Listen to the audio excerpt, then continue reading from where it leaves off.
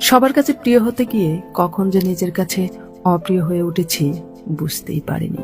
শেষের আঘাতটা আমাকে বুঝিয়ে দিয়েছে, মানুষকে পৃথিবী সমান ভালোবাসলেও মানুষ আপন হয় না। ব্যস্ততার মাঝে মানুষ যেটা হারিয়ে ফেলে সেটা হলো সময়।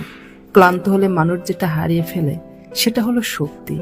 আর স্বার্থ পূরণের জন্য মানুষ যেটা হারিয়ে ফেলে সেটা হলো মনুষ্যত্ব। যে মানুষটা আপনার না, তার পিছনে কখনো দৌড়াবেন না। এদের পিছনে দৌড়ালে একসময় দেখবেন সময়, অর্থ, সম্মান সবই শেষ। ঠিক কত মাস, কত বছর খারাপ থাকার পর সবকিছু ঠিক হয়ে যাবে জানা নেই।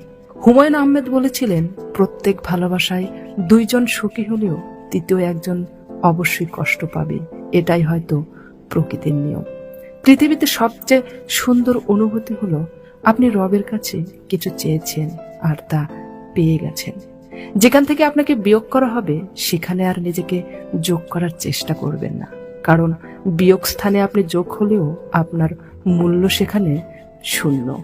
মানুষের পতন সেই সময় থেকে শুরু হয়ে যায় যখন নিজের আপন মানুষকে হারানোর জন্য পর মানুষের পরামর্শ নেয়।